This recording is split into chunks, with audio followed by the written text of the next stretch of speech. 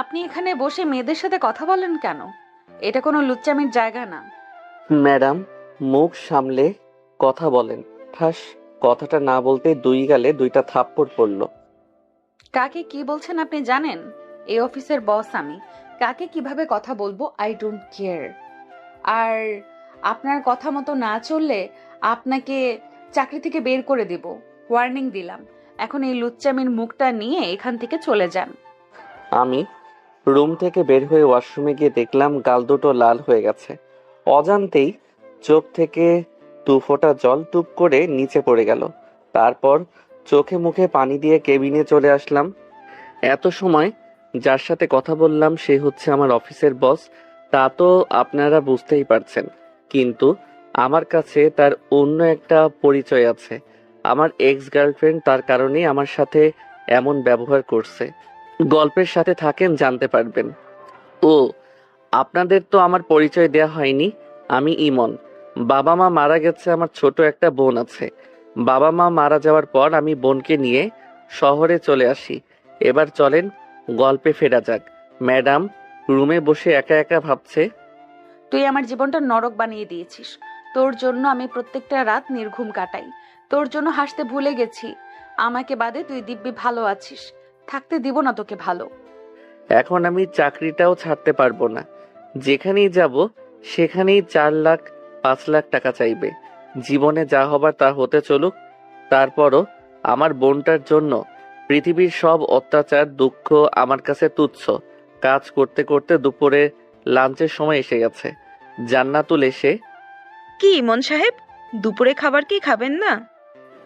খাবো না কেন? তাহলে চলেন একসাথে গিয়ে খাই।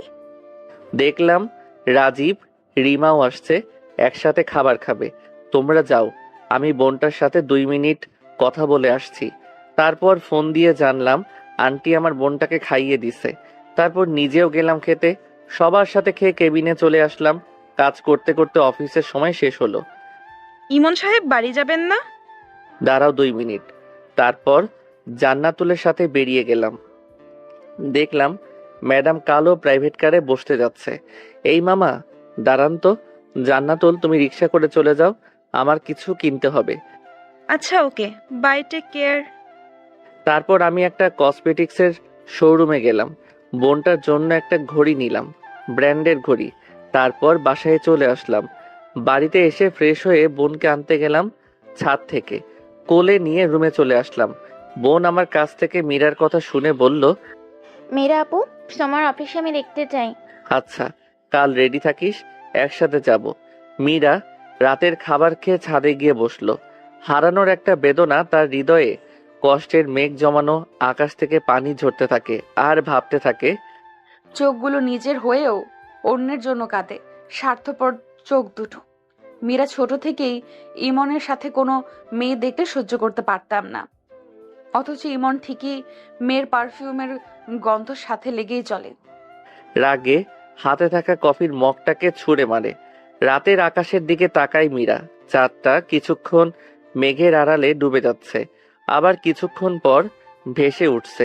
যতই কষ্টে থাকুক না কেন, রাতের বিশাল খোলা আকাশের নিচে একাকিত্ব মনে আলাদা প্রশান্তি আসে। তারপর দিন মীরা অফিসে আসে। দেখলাম চোখে গাঢ় করে কাজল দেওয়া আর একটা পিঙ্ক কালারের শাড়ি পরে আসছে। অনেক সুন্দর লাগছিল। অনন্ত সৌন্দর্যের রাজকন্যা। মনে হয় চোখের মায়ায় হৃদয়টা ঘায়েল করে দিবে। চলে যাওয়ার দিকে তাকিয়ে রইলাম। কোমরটা আঁকাবাঁকা নদীর মতো। আল্লাহ অসাধারণ আর্টিস্ট দিয়েছেন নারীর মাঝে। অনেক নিপুণভাবে তৈরি করেছেন তাদের সৌন্দর্য। ঘোর লাগিয়ে দিবে আপনার চোখকে, নেশা ধরিয়ে দিবে আপনার মনে। একদিক একটা নারীর সৌন্দর্য, অন্যদিকে হাজারো ফুলের সৌন্দর্য রেখে পুরুষকে বলে যদি তাকাতে, তাহলে নারীর দিকেই তাকাবে। ভাবনার ছেদ ভাঙল মাহফুজের তাকে। স্যার, আপনি এখানে চাকরি করেন? হুম, আর আগের চিন্তা ভাবনা মাথায় আনলে এখান থেকে চলে যাব। কথাটা বলতেই মুখটা কালো করে বসের কেবিনের দিকে চলে যায়। তারপর নিজের মাথায় দুইটা থাপ্পড় দিয়ে, তুই আসলে একটা বেহায়া। ওই মেয়ের বিয়ে মনে হয় হয়ে গেছে, তুই তাকাস কেন? তার দিকে তাকাবি না। তারপর কাজ করা শুরু করলাম। 1 ঘন্টা কাজ করার পর একটা শান্তির নিঃশ্বাস ফেলে চেয়ারে হেলান দিলাম। এমন সময় মাহফুজা চলে যাচ্ছে, একবারও তাকালো না আমার দিকে। চোখটা একটু বুঝতেই, স্যার, আপনাকে ম্যাডাম যেতে বলেছে। আরে চাচা, এত ছাড় কেন করেন? আমি আপনার ছেলের মতোই, নাম ধরেই ডাকবেন। ইমন নাম আমার। আচ্ছা বাবা, তোমার কিছু প্রয়োজন হলে আমাকে বললো। চাচা, একটা কথা জানার ছিল, ম্যাডামের কি বিয়ে হয়ে গেছে? ম্যাডামকে নাকি কোনো ছেলে কষ্ট দিয়েছে, তারপর সে বিয়ে করতে চায় না। কেবিনে গিয়ে ম্যাডাম আসবো? আসেন। ম্যাডাম কাছে গিয়ে কি প্রয়োজনে ডাকা? তোমাকে এখানে মাসের বেতন দিয়ে রাখা হয় কাজ করার জন্য, চেয়ার শান্তিতে বসে থাকার জন্য নয়। ম্যাডাম, আমার কাজ আমি শেষ করে ফেলছি। শেষ করছেন তো কি হয়েছে, অন্যদের কাছে সাহায্য করেন। আচ্ছা ম্যাডাম। তারপর কেবিন থেকে মনে মনে, হারামজাদি, তোর জামাই তোরে উঠতে বসতে পিটুনি উপর রাখতো তাহলে ঠিক হইতো। মনে হয় অফিসে আসার সময় তিতা খেয়ে আসে, না হলে এমন প্যাঁচার মতো মুখ করে রাখতো না। তারপর জান্নাতুল কেবিনে গিয়ে, তোমার কোনো কাজ থাকলে দিতে পারো। হারামি আসলেই একটা লুচ্চা। এত কর্মচারীর মাঝে তাকে মেয়ের কাছে যাইতেই হবে। তো রাতের ঘুম হারাম করে দিব। তারপর আবার ডাক পড়লো বসের কেবিনে। এই পেতনি চালায় শান্তি নাই। ম্যাডামের কেবিনে গিয়ে, জি ম্যাডাম, আমাকে ডেকেছেন? ম্যাডাম কিছু না বলে আমাকে 3টা ফাইল দিয়ে বলল, এই 3টা ফাইল কালকের মধ্যে চাই। ম্যাডাম এইগুলো 2 দিনেও শেষ করতে পারবো না। বলার সাথেই গালে 2টা ঠাস ঠাস করে দিয়ে বলল, চাকরি রিজাইন দেন না পারলে, এখন সামনে থেকে চলে যান। এই ম্যাডামের অনেক শক্তি, আমিও পারবো না শক্তিতে। ছোটবেলায় অনেক সময় আমাকে কোলে নিয়ে পুকুরে ফেলে দিত, থাপ্পড় খেয়ে মাথাটা হ্যাং হয়ে গেছে। তারপর পিয়ন চাচাকে বললাম বরফ পাবো কিনা। তারপর বরফ দিলেন। বরফ নিয়ে ওয়াশরুমে গালটা ডলতে লাগলাম, আর ম্যাডাম 14 গোষ্ঠী উদ্ধার করতে থাকলাম। কাল সারা রাত জেগে 2টা ফাইল শেষ করলাম। ভাবলাম অফিসে গিয়ে বাকিটা শেষ করব। সারা রাত এভাবে জেগে কাজ করলে সকালে গাধার মতো ঘুমাতে হবেই। সকালে উঠে দেখি অফিসের 15 মিনিট লেট। কোনো রকম রেডি হয়ে বোনকে বললাম বাড়িওয়ালা আন্টি কাছে গিয়ে খেয়ে দিতে। কপালে একটা চুমু দিয়ে বাইরে চলে গেলাম। একটা রিক্সা করে অফিসে চলে আসলাম। আধা ঘন্টা লেট। বসতে না বসতেই ম্যাডাম ডাকে আপনাকে। তারপর চলে গেলাম। ম্যাডাম ফাইলগুলো মধ্যে মাথা রেখে কাজ করতেছিল। অফিস লেট হলো কেন? ম্যাডাম সকালে ঘুম থেকে উঠতে দেরি হয়ে গেছে। আপনার বউ কি করে তাহলে? ম্যাডাম বিয়ে করেনি।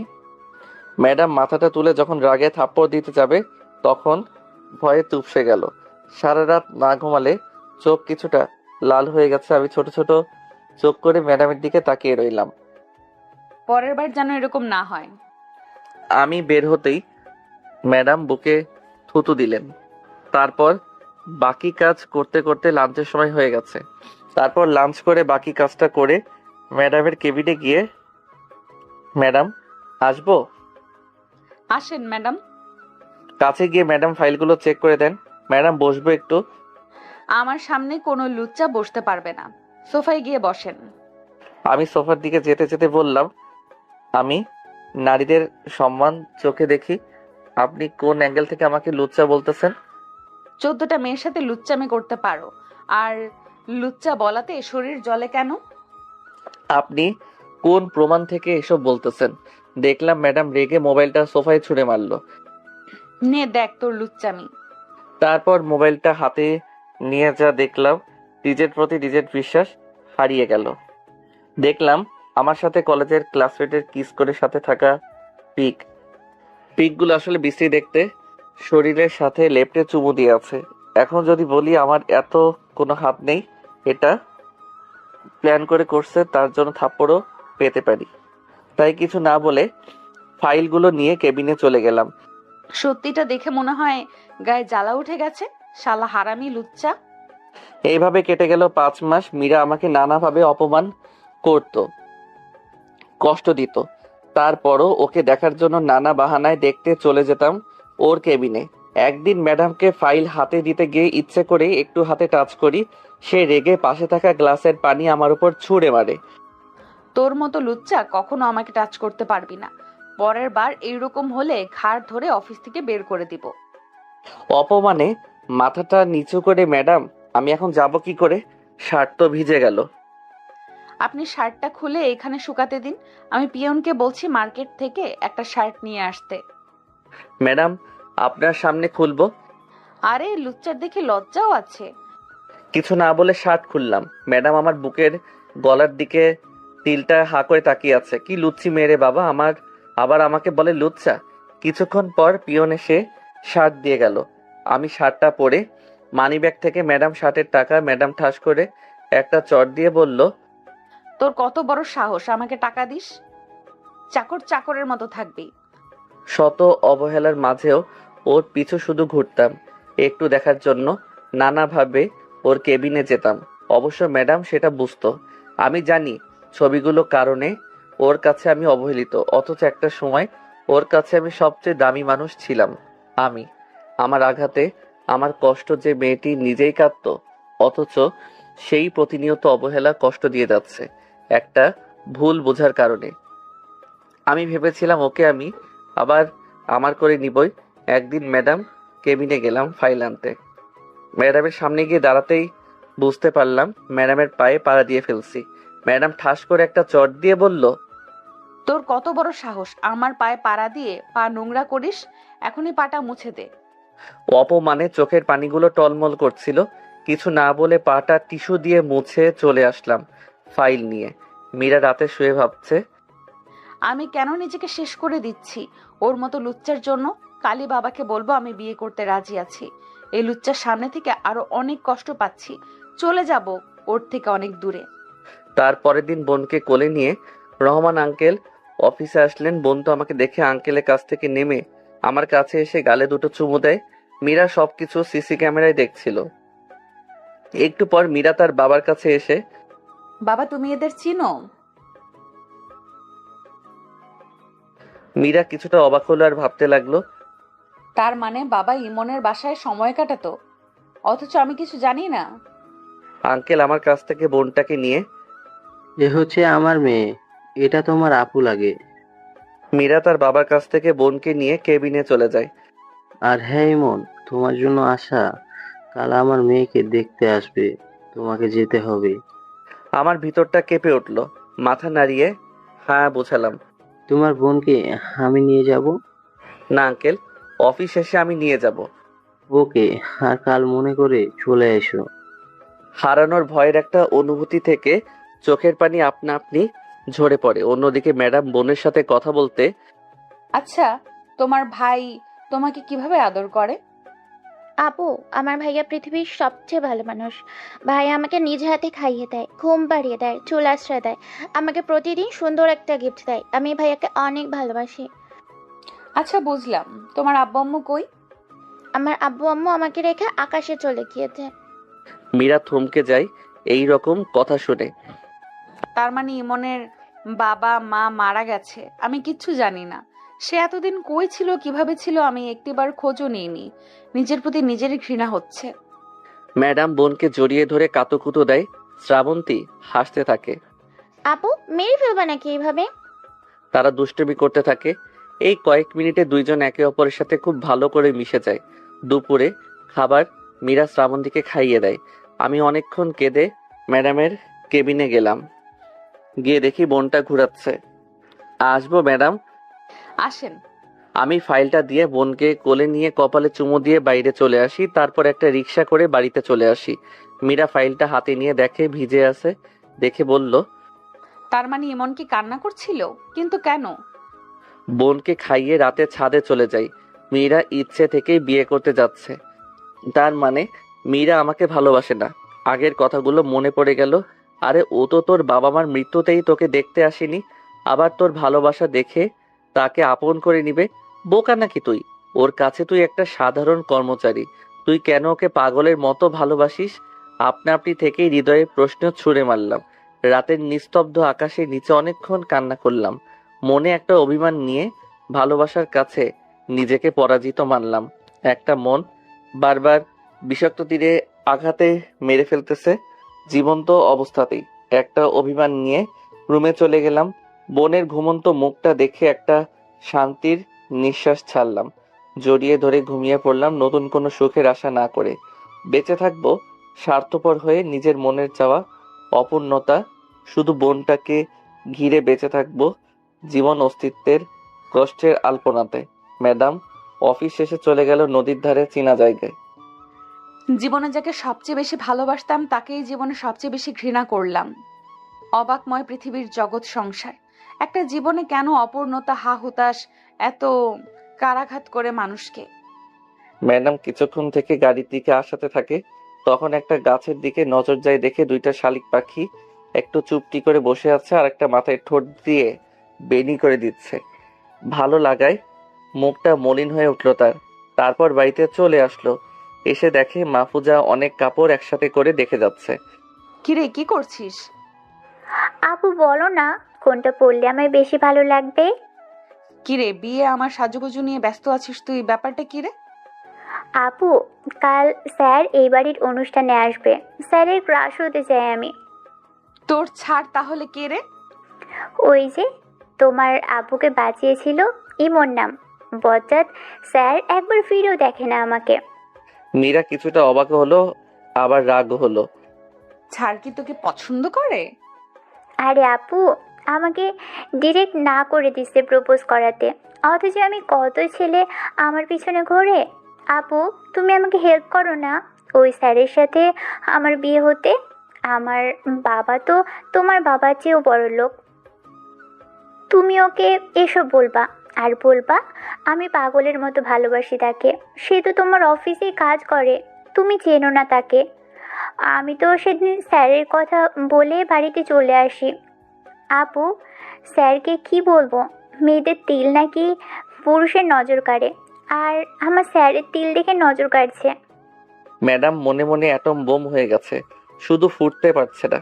তারপর দিন সকালে ঘুম থেকে উঠে ফ্রেশ হয়ে হালকা নাস্তা করলাম বোনকে সাথে নিয়ে। বোনকে সুন্দরভাবে সাজিয়ে রেডি করলাম। আমি কালো শার্ট আর প্যান্ট পরলাম। তারপর রিক্সা করে মীরার বাসায় চলে আসলাম। বাসায় ঢুকে দেখলাম অনেক বড় বাড়ি, খুব সুন্দরভাবে সবকিছু সাজানো গোছানো। আঙ্কেলকে দেখে বোন আমার কোল থেকে নেমে দৌড়ে রহমান আঙ্কেল কোলে গিয়ে ওঠে। আঙ্কেল, আঙ্কেল, ওই ছোট্ট পুকুরটা, কত সুন্দর মাছ। গ্লাসের ভিতর বিদেশি মাছগুলো দেখে আঙ্কেলকে বলতেছে আর কি। হঠাৎ বুঝতে পারলাম কেউ আমার হাত ধরে টেনে নিয়ে যাচ্ছে। দেখলাম মীরার মা হাত টানতেছে আর বলছে, ইমন, তোমার সাথে আমার কিছু কথা ছিল, আমার রুমে একটু আসো তো। আমি আন্টির সাথে আন্টি রুমে যাচ্ছি, সেটা ম্যাডাম উপর থেকে খেয়াল করে। এই মনকে মা কই নিয়ে যাচ্ছে? ম্যাডাম সেটা দেখার জন্য উপরতলা থেকে লম্বা লম্বা পা ফেলে মায়ের রুমের দিকে যেতে থাকে।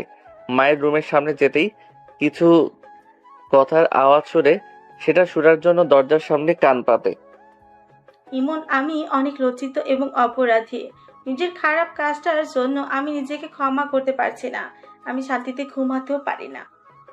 আন্টি, আপনি কোনো খারাপ কাজের কথা বলছেন? আমি তোমার চরিত্রে দাগ লাগাইছি মীরার চোখে। তোমার সাথে আমি মীরাকে মানতে পারতাম না।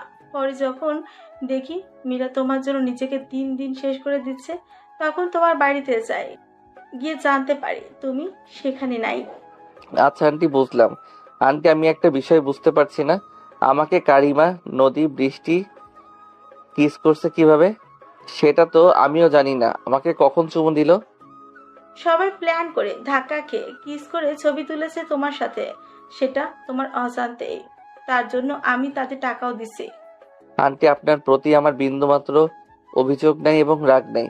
উল্টা আপনি ভালোই করছেন, না হলে বুঝতে পারতাম না আপনার মেয়ে আমাকে বাদে অন্য পুরুষকে বিয়ে করতেও রাজি আছে। বাবা, তুমি আমার স্বামীকে বাঁচিয়েছ, তাই সত্যিটা না বলে থাকতে পারলাম না। ম্যাডাম সবকিছু শুনে চোখের পানি আটকায় রাখতে পারলো না, দৌড়ে কাঁদতে কাঁদতে নিজের রুমে চলে যায়। মীরা রুমে এসে ভাবতে থাকে সে এত বড় অন্যায় কিভাবে করতে পারলো। ইমনের সাথে সাথে অনেকক্ষণ কান্না করে, নিজের প্রতি অভিমান আর একটা রাগ নিয়ে ওয়াশরুমে যায়। ফ্রেশ হয়ে এসে দেখে মাহফুজা একটা কালো কালারের শাড়ি পরতেছে। আপু, শাড়িটা পরাতে সাহায্য করো না। কিরে, তুই না কালো কালারের কাপড় পরতে পছন্দ করিস না? আপু, স্যারকে দেখেছো আজকে? কালো কালারের শার্ট পরে আসছে, তাই স্যারের সাথে ম্যাচিং করে আমিও কালো কাপড় পরবো। মীরা যেন আবার মাথা গরম হয়ে গেছে। মাহফুজাকে জোরে সরে এদিক ওদিক ঘুরিয়ে শাড়ি পরাইতেছে। আপু, আস্তে আস্তে ঘোরাও। আমি বোনকে নিয়ে বাড়িটা ঘুরে ঘুরে দেখতেছি। 2 তালা দিয়ে যাওয়ার সময় একটা রুমে ম্যাডামকে দেখে আমার বোন আপু আপু ডাকতে থাকে। ম্যাডাম আমার বোনের দিকে তাকায়। আমিও দেখার জন্য তাকাতেই যা দেখলাম তা দেখার জন্য মোটেও প্রস্তুত ছিলাম না। বিশ্বাস করেন ভাই, দেখলাম মীরা পেটে কাপড় নেই, শাড়ির আঁচলটা মাটিতে পড়ে আছে, সরু পেটটার মাঝখানে অনেক সুন্দর দেখতে নাভিটা। চোখটা যেন ফিরাইতে মন চাইতেছে না। 3 সেকেন্ডের মতো দেখে বোনকে দেখিয়ে দিলাম দৌড়। বোন আমাকে দৌড়াতে দেখে ভাইয়া, ভাইয়া কই যাইতেছো? আমি চিগলিয়ে বললাম হিসু পাইছে। বোন, মীরা, মাহফুজা হাসতে থাকে। এমন একটা ছেলেকে আমি এতদিন লুচ্চা বলে আসছি, নিজেকে যেন অপরাধী মনে হচ্ছে। মীরা শাড়িটা পরা শেষ করে চোখে কাজল দিচ্ছে। আমার বোন বলল, আপু, আমাকে লাগিয়ে দাও। আচ্ছা দিচ্ছি, তোমার ভাইয়া লাগাতে পারে না। ভাইয়া নাকি ভয় পায়। গাড়ির আওয়াজ শুনে বুঝতে পারলাম ছেলেপক্ষ এসে পড়েছে। মীরা আমাকে ছাড়া অন্য একটা পুরুষের যেন সাজুগুজু করতেছে ভাবতেই এখন আর কষ্ট লাগে না, ঘৃণা হয়। যে কষ্টগুলো একসময় আপনাকে অনেক কাঁদাতো, সেই কষ্টগুলো একসময় মনে ঘৃণায় পরিণত হয়। আমি বোনকে আনতে গেলাম। দরজার সামনে গিয়ে শ্রাবন্তী ভাইয়া, কাছে আসো। আসছি ভাইয়া। বোন আমার কাছে আসতেই হাঁটু গেড়ে বসে মাথার পেছনে আলতোভাবে ধরে। আরে, আমার বোনটা দেখি পরীর মতো লাগছে। মীরার দিকে তাকালাম, দেখলাম আমার দিকে তাকিয়ে আছে। এমন সময় স্যার চলুন, ছেলেপক্ষ কই আছে দেখে আসি। স্যার কেমন লাগছে আমাকে? মীরাকে রাগানোর জন্য বললাম, অনেক সুন্দর লাগতেছে। ছেলে না, মীরা আপুকে রেখে তোমাকে বিয়ে করতে চাই। আপনি করলেই হবে। কি বললা? কিছু না স্যার, চলুন তো। আমরা নিচে যাওয়ার পর উপরে কিছু একটা ভাঙার আওয়াজ শুনলাম। মীরা, উপরে কি হচ্ছে? তোমার জন্য সবাই অপেক্ষা করতেছে। আমাকে কি বললো আমি তার আপু লাগি, আবার বলে মাহফুজা আমার থেকে সুন্দর। রাগের মাথায় নিয়ে মুখে একটা মুচকি হাসি দিয়ে মীরা নিচে নামছে। প্রতিটা সিঁড়ির ধাপ যেন আমার চোখে ঘৃণার দৃষ্টি ফেলছে। মীরা ছেলে সামনে বসতেই ছেলে হা করে তাকিয়ে আছে। আমি বোনকে কোলে নিয়ে দাঁড়িয়ে একসাথে মাহফুজা আমি কথা বলতেছি হাসি মুখে। মীরা সেটা দেখে চোখে পানি টলমল করছে, মনে হয় চোখের পাতা বুঝলেই টুপ করে পানি নিচে পড়ে যাবে। হারামি আমাকে অন্য ছেলের কাছে দেখে।